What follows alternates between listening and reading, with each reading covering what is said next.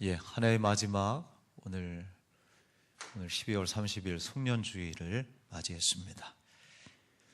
2018년 끄트머리에 선 것인데요. 돌아보니 회한들이 참 많습니다. 기쁘고 자랑스러운 일들 많으셨습니까? 감사한 일이죠.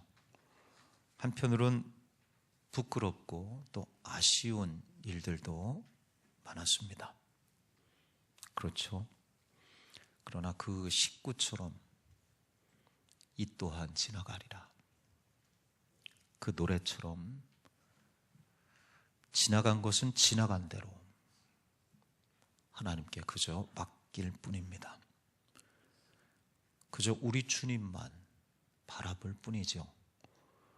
예수님의 그 피 묻은 손을, 예수님의 그 그렁한 눈을,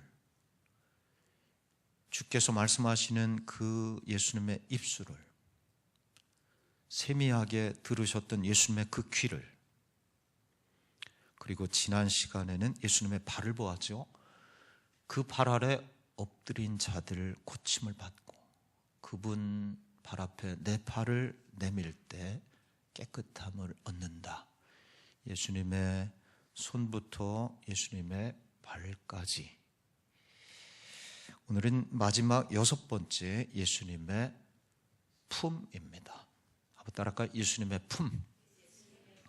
오늘 신구약 모두의 품이라는 말이 나옵니다. 신약의 구약의 말씀에 보면 젖된 아이가 그의 어머니 품에 있음 같게 하였다. 신약의 말씀에 살아가시는 자가 예수의 품에 의지하여 누웠는지라. 이 송년의 의미 그대로이죠. 주님 품에 안기어 한 해를 마무리하자는 것입니다. 오래전에 우리 참 많이 불렀던 유행가 노래가 있어요. 그대 가슴에, 그 다음에 어떻게 돼요? 딱 하면 알아요? 얼굴을 묻고. 네, 오늘은 어떻게 하고 싶어라? 울고 싶어라. 우리 한번 영락 노래방 오늘 마지막 주에 한번 노래 불러볼까요? 시작. 그대 가슴에 얼굴을 묻고 오늘은 울고 싶어라. 500원씩 내세요. 동전 노래방. 김수희의 애모입니다. 사랑이 절절하죠. 우리도 마찬가지입니다. 어떤 날엔, 그렇게 비 오는 날엔, 이렇게 추운 날엔, 어떤 날엔 그 사람의 어깨에 기대고 그 품에 안겨서 펑펑 울고 싶을 때도 있습니다. 여러분, 우리가 이 시간 교회에 나왔습니다. 왜 왔어요? 사람들이 교회를 찾는 첫째 이유는 그런 것 같아요. 내 인생을 기대고 싶기 때문입니다. 물론 교회의 큰 사명들, 하나님의 영광을 드러내고 예배를 하고 이 땅에 봉사하고 섬기, 이런 큰 교회 존재 이유가 있지만, 성도들이, 사람들이 교회에 찾는 이유, 내 인생을 내맡기고 싶은 것입니다. 삶에 지치고 상처받고 낙심한 사람들, 인생의 참된 의미와 목적에 굶주리고 목마른 사람들이 기댈 곳, 기댈 품을 찾는 것입니다. 그런 의미에서 묻게 되죠. 나는 성도들이 기댈 만한 목사인가? 나는 그 사람이 기댈 만한 성도 사람인가? 우리 교회는 이 지역에 가난한 영혼들이 기댈 만한 품을 가지고 있는 교회인가? 품입니다. 품이 있는 성도, 품이 있는 교회. 오늘 구약의 말씀에는 이 땅에서 볼 수 있는 가장 평화롭고 행복한 모습이 나온다, 이렇게 생각해요. 엄마 품 안에 있는 아이에 대한 한 절입니다. 우리 구약 말씀 펴고 있는데 시편 131편 2절 말씀, 오늘 구약의 말씀 한번 읽어요. 실로, 시작. 실로 내가 내 영 보유하고 평안하게 하기를 젖된 아이가 그의 어머니 품에 있음 같게 하였나니 내 영혼이 젖된 아이와 같도다. 아멘. 어미 품에 있는 아이, 예, 아무리 어미가 더럽고 가난한 아프리카 난민이라 할지라도 그 아이에게는 가장 평안하고 행복한 품입니다. 마라스무스라고 하는 병이 있대요. 미국의 르네 스피츠라는 의학 박사께서 이름을 붙인 병인데, 아이들이 자꾸만 시름시름 병을 앓는 것입니다. 특별한 이유는 없습니다. 고아들을 주로 돌보는 병원이었는데요, 병원 환경이 아주 좋은데도 자꾸 아이들이 그 고아들을 맡고 있는데 시름시름 병을 걸리는 것입니다. 그 원장, 이 스피츠 박사님께서 어느 해 겨울에 멕시코를 고아들 병원에 방문을 했는데 시설이 좋지 않습니다. 아이들 주는 밥도 영양분도 약품도 제대로 공급하지 못하는 아주 가난한 병원이었습니다.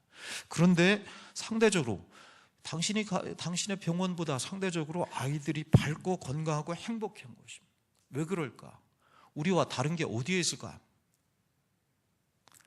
특이한 것이 있었으니 동네 아주머니들이 매일 병원에 와서 아이들하고 놀아주고 안아주는 것이었습니다. 한참 오래 전이었겠죠. 아이들을 품에 안고 그네도 타고 장난도 치면서 이야기도 해 주고받았습니다. 안아주어야 건강하고 행복하구나. 밥 잘 먹이고 좋은 약 투약해 주는 것으로 전부가 아니로구나. 안아주는 품이 중요했습니다. 고아들 뿐이 아니죠. 우리 어른도 마찬가지입니다. 겨울 나목 같은 인생이다, 이렇게 말할 수 있습니다. 따스한 품이 그립습니다. 무엇보다 이렇게 한 해의 마지막 고단한 영혼을 누일 주님의 품이 필요합니다. 그 품이 얼마나 귀하고 좋은지 태초에 우리 주님도 아버지 품속에 계셨습니다. 지어낸 말이 아니에요. 요한복음 1장 18절에 보면 본래 하나님을 본 사람이 없으되 아버지 품속에 계신 독생하신 하나님이 나타내셨느니라. 독생하신 하나님 예수 그리스도께서 태초에 아버지의 품속에 계셨다, 이렇게 말씀하고 있습니다. 여러분, 그 품이 있는가? 그 품을 찾고 계신가? 그런 의미에서 저는 성경에 제일 행복한 사람을 꼽으라면 많이 있겠지만 모세, 아브라함, 사도 바울, 가장 행복한 사람을 꼽으라면 저는 주저없이 이 사람을 끌어당깁니다. 오늘 신약의 본문 이 제자입니다. 신약의 말씀 한번 가실까요? 다시 구약으로 안 올 테니까 아주 건너가셔서 요한복음 13장 23절인데요 오늘 신약의 말씀 한번 읽어요. 예수의 시작. 예수의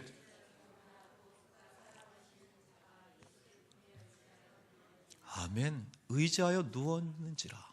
카타케이마이 헬라어로 이렇게 되는데요, 기대어 눕다라는 뜻을 가지고 있습니다.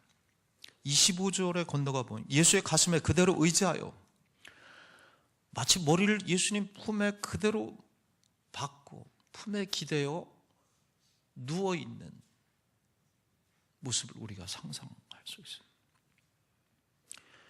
저는 이 말씀 보면 자주 본 말씀인데요, 정말 심지어 버릇이 없는 제자 아닌가 이렇게 보이기조차 합니다. 아니, 예수님 식사 자리인데 예수님 품에 머리를 품에 박고 비스듬히 누워있는 것입니다. 사도 요한이라 하는데요, 그런 주께서 사랑하시는 제자였습니다. 당시 식사 때나 잔치 때 주인의 품 가까이에 앉는 것은 특별한 영예로 여겼습니다. 요한복음 19장에 건너가니까 그 제자는 십자가 마지막 순간까지 예수님을 가까이 따라왔는데요, 주님은 그 제자에게 육신의 어머니 마리아를 부탁하십니다.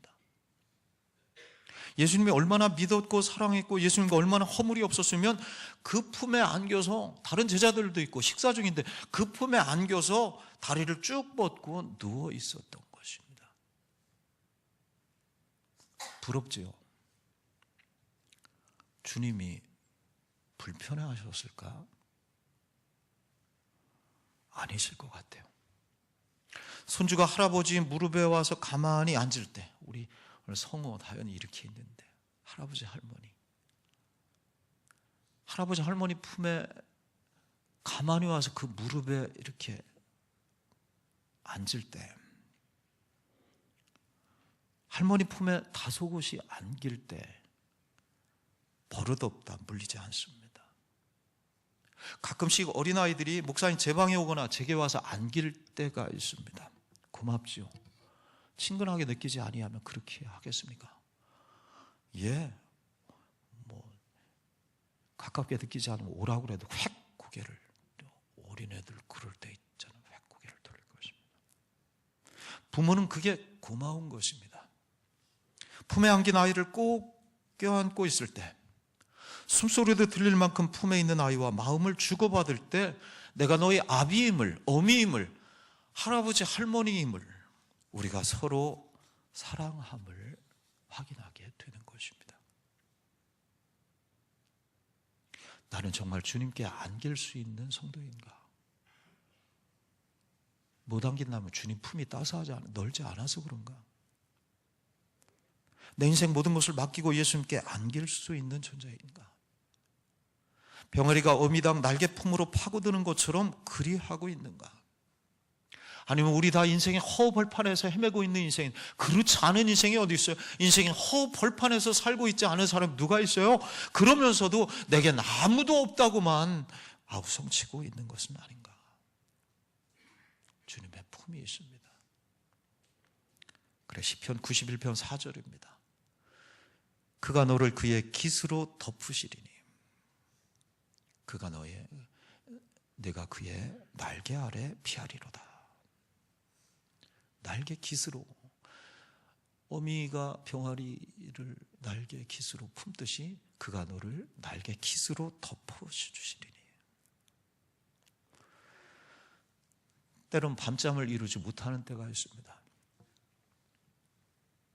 이런저런 걱정이 꼬리를 물고 머리에 오가서 목사 뒤척이죠. 어젯밤에도 조금 그랬는데요.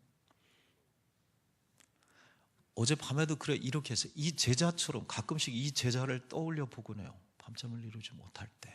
물론 머리에 베개를 베고 있지만은 예수님 품에 머리를 대고 푹 안기고 있는 이 제자를 상상하면서 나 또한 이 베개가 예수님 품처럼 그렇게 한번 하는 것입니다.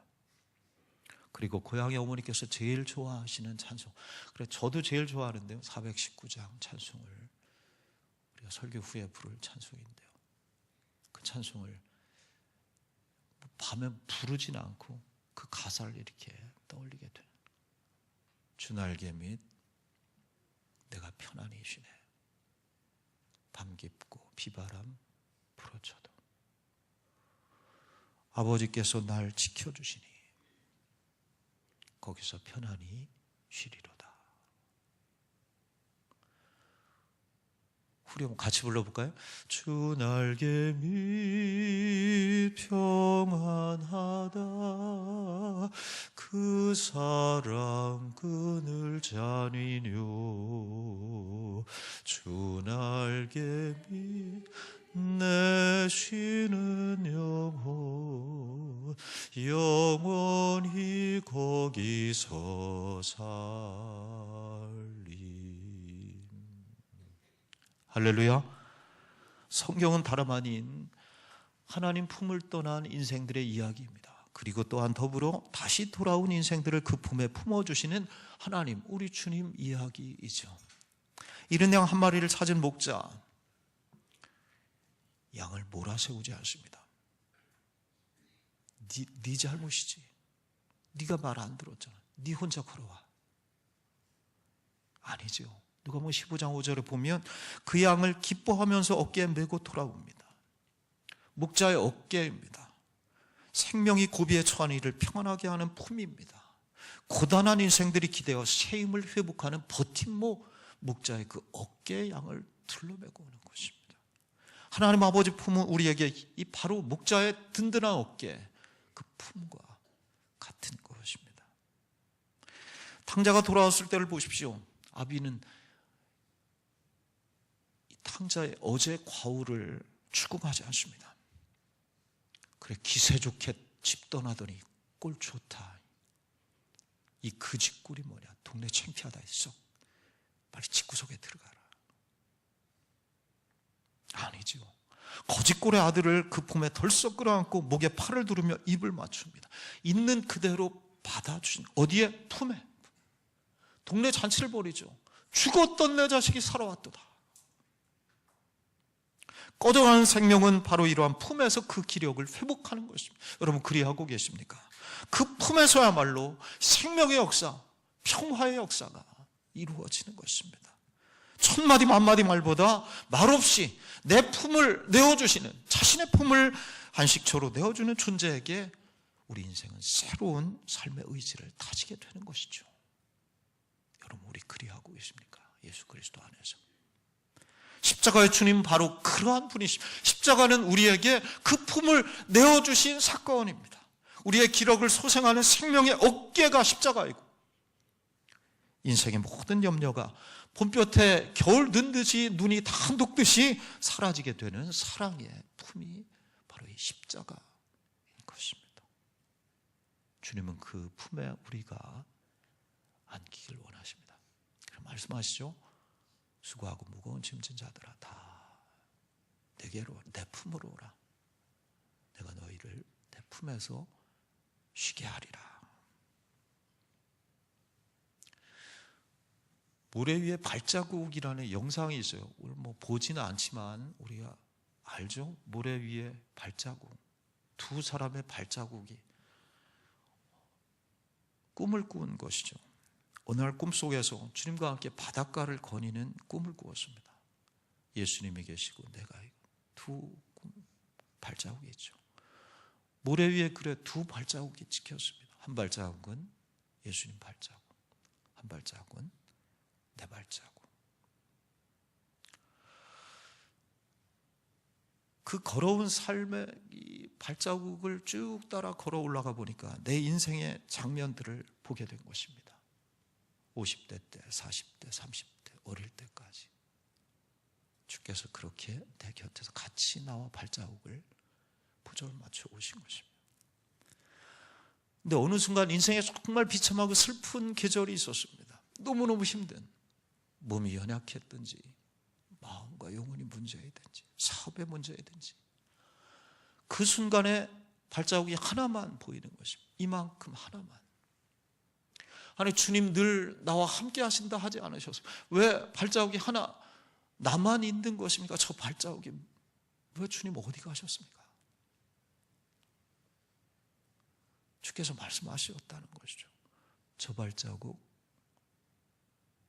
내 것이다.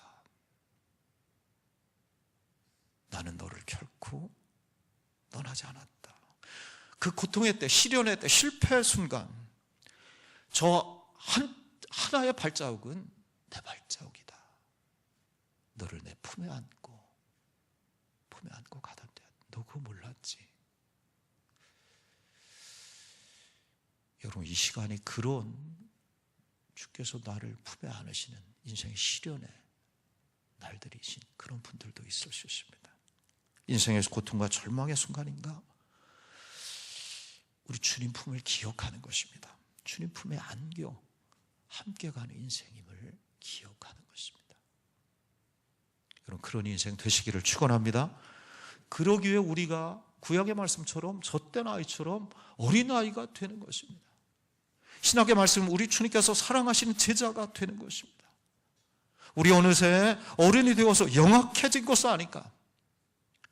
어린아이처럼 힘없고 연약하다 하면서 돌 하나씩은 들고 있는 것 아닌가? 세상 의지하지 않는다 어린아이처럼 그러면서 조금이라도 손해볼세라 머리 굴리고 있는 인생은 아닌가?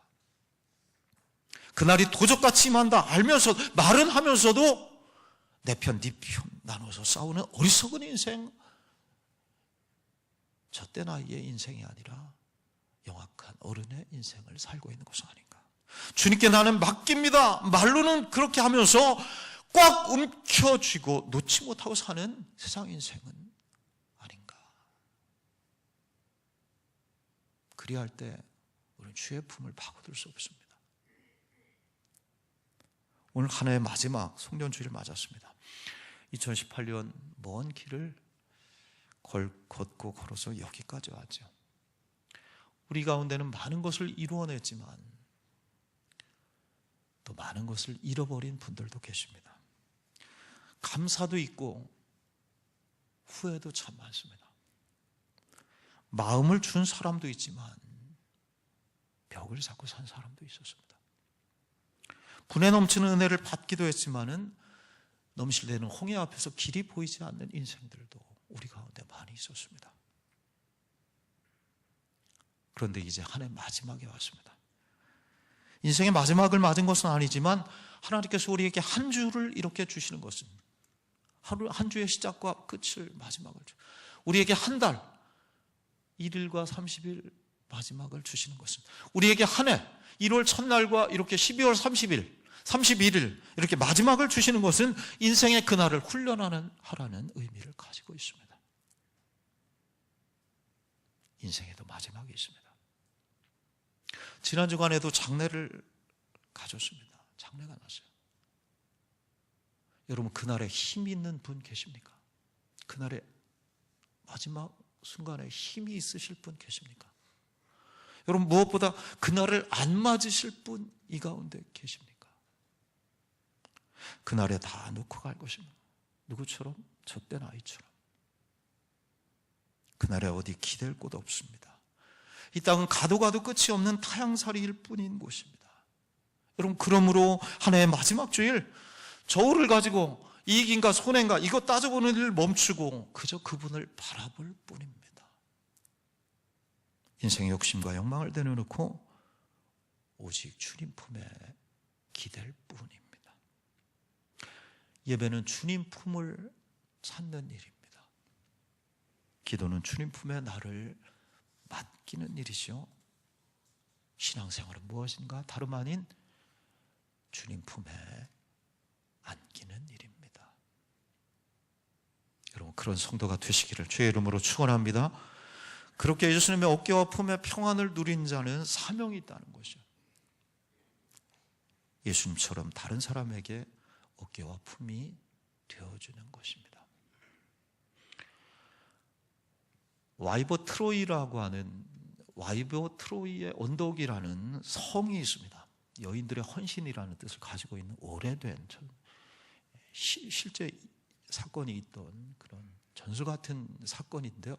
1141년에 중세 독일에서 있었던 일입니다. 두 성이 전쟁을 했어요. 프레드릭 공작의 성과 울프 공작의 성이 두 성이 그러니까 1000년 전에 중세시대 때 전쟁을 했습니다. 치열한 전쟁 끝에 프레드릭 공작 성이 이겼습니다. 울프 공작이 항복을 했습니다. 사신들이 오가면서 항복의 조건들 문서가 교환되고 여러 조건들이 정해졌습니다. 이 조건을 해주면 우리 항복해서 다 내주겠다. 성을 문을 열겠다. 여기가 졌으니까. 그래 조건 중에 두 가지가 있습니다. 이 진 공작의 성 안에 있는 모든 재산과 가축을 다 이긴 쪽에서 다 가지는 것이 다 가질 수 있으나 아이들과 여인들의 안전을 보장해달라. 그리고 한 가지 더, 여인들이 아이들과 함께 성을 떠날 때 두 팔로 안고 갈 만큼 자신들이 소중하게 여기는 것들을 가지고 나갈 것을 허락해달라. 이만큼 두 팔에 자기 뭐 가축도 많고 뭐 재산이 얼마나 이만큼은 떨어뜨릴 수 없을 만큼 내가 안고 갈 수 있을 것만큼은 허락해달라. 이걸 두 조건이 성사가 되었습니다. 마침내 성문이 항복을 해서 성문이 활짝 열렸습니다. 아이들과 함께 여인들이 성을 걸어 나왔습니다. 여인들이 두 팔에 안고 나온 것이 무엇이었을까요? 여인들이 정말 가장 소중하게 여겼던 것이 무엇이었을까? 저는 이 글 읽고 눈물이 찔끔 나왔는데요. 무엇이었을 것 같아요? 남편이었습니다. 두 팔에 안고 나온, 품에 안고 나온 가장 소중하게 여겼던 것은 남편. 금은 보석이 아니었습니다.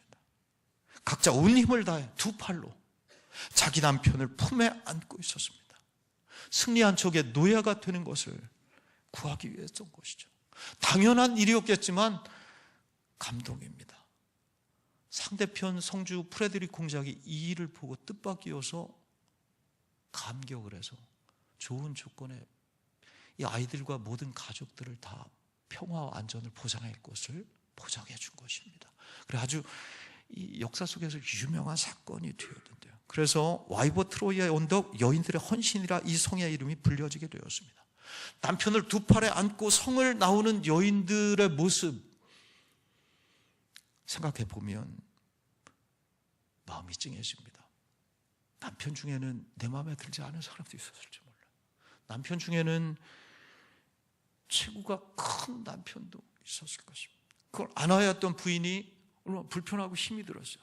다 저 같은 남편 아니었겠죠.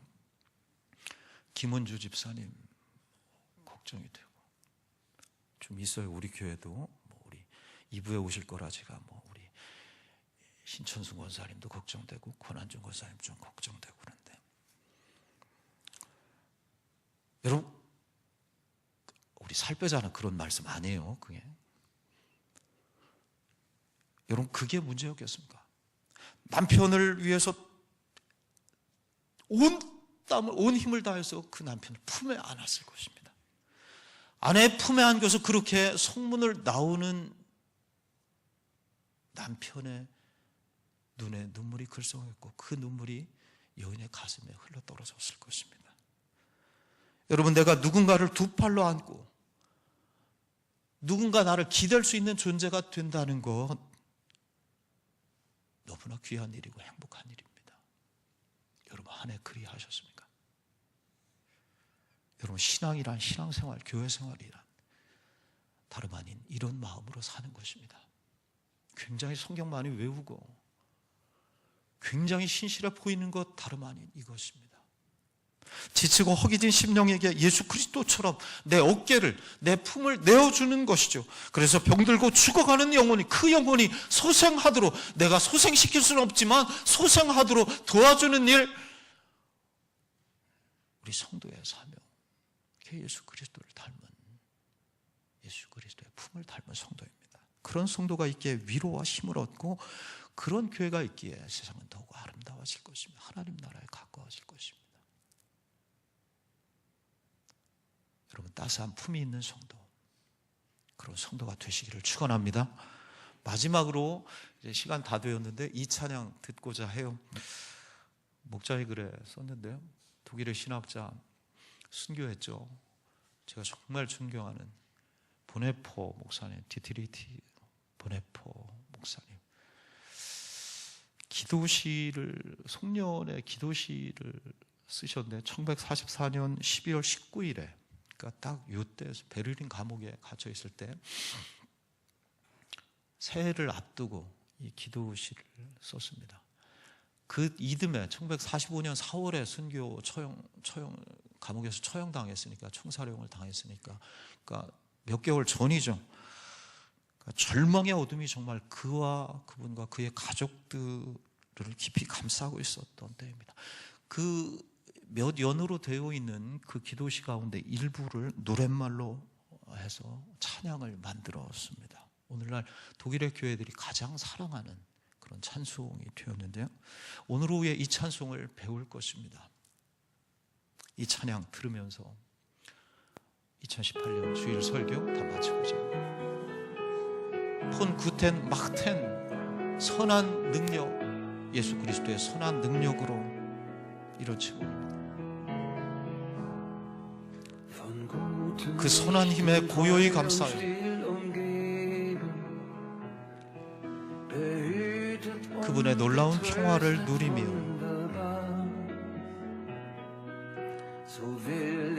나 그대들과 함께 걸어가리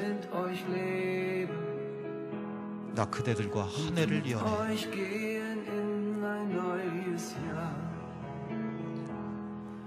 그 선한 힘이 우릴 감싸시니 그 어떤 일에도 희망 가득 주 언제나 우리와 함께 계셔 하루 또 하루 늘 새로워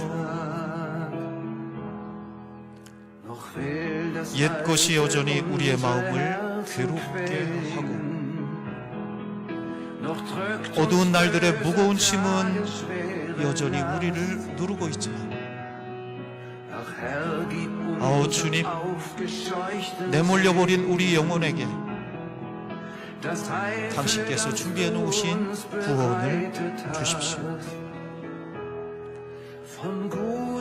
그 선한 힘이 우리를 감싸시니 그 어떤 일에도 희망하되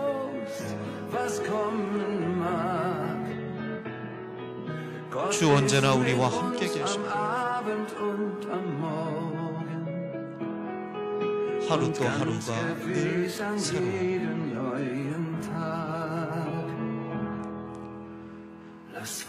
당신께서 우리의 어두움 속으로 가져오신 그 초들이 오늘 밝고 따뜻하게 타오르게 해주십시오.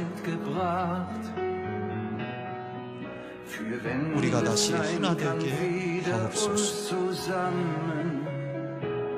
우리는 압니다. 당신의 빛이 이 밤을 비추고 있습니다.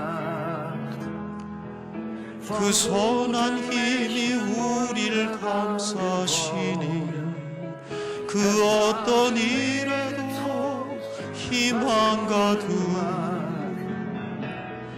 주 언제나 우리와 함께 계셔 하루 또 하루가 늘